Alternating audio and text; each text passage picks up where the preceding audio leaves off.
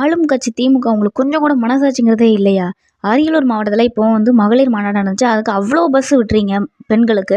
உங்க மாநாடுன்னு அவ்வளோ மாநாடு இங்க உங்க அரசு பேருந்த உங்க சொந்த பஸ் மாரி நீங்க விட்டீங்க. அதனால மாணவர்கள் பஸ் இல்லாம எவ்வளோ கஷ்டப்படுறாங்கன்னு உங்களுக்கு தெரியுமா?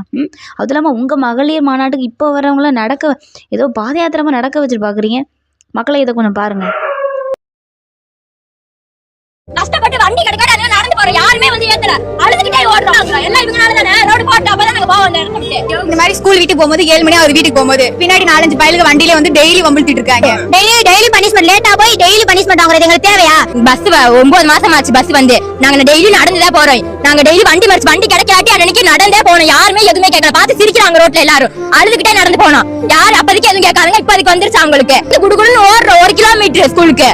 நாங்களுக்கு 8 மணிக்கு ஒரு பஸ் விடணும். ரோடு சீக்கிரம் போட சொல்லுங்க. ஸ்டூடெண்ட்ஸ் டெய்லி நடந்துதான் போறோம். நம்ம போன இடத்துக்கு தான் எல்லாம் சொல்லி சொன்னா அப்புறம் எதுக்கு நாங்களா இருக்கிறோம்? மாணவர்களுக்கு உங்களுக்கு என்ன இருக்குது? ஒண்ணுமே இல்ல. 18 வயசு ஆனா ஓட்டு போடுறதுக்கு மட்டும் வந்துறாங்க வீட தேடி. ஆனா ரோடு போட்டாங்கன்னா அது எத்தனை 9 மாசம் ஆனாலும் முடியாது. ஏதாவது ஒன்று ஆச்சுன்னா இவங்க பொறுப்பாவாங்களா? அப்படி ஒரு பொண்ணு அது மாதிரி தான் போயிட்டு பழையாளத்துல இருந்து வந்துட்டு ஆக்சிடென்ட் ஆகி அந்த பொண்ணு இறந்தே போயிருச்சு. அவங்க அப்பாவும் இறந்து போயிட்டாங்க. அவங்களுக்காண்டி என்ன செய்ய முடியும்? போராட்டம் சொல்லி உட்கார்ந்தோம் எல்லாம் வர்றாங்க. இத்தனை நாள் இதுலதான் நடந்து போறோம் எல்லாரும். என்னப்பா பாச்சுன்னு ஒருத்தவங்க கேட்கலையே.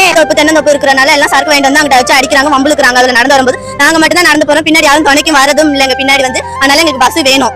ரோடு எங்களுக்கு சீக்கிரமா போட்டு தரணும். 8:30 பஸ்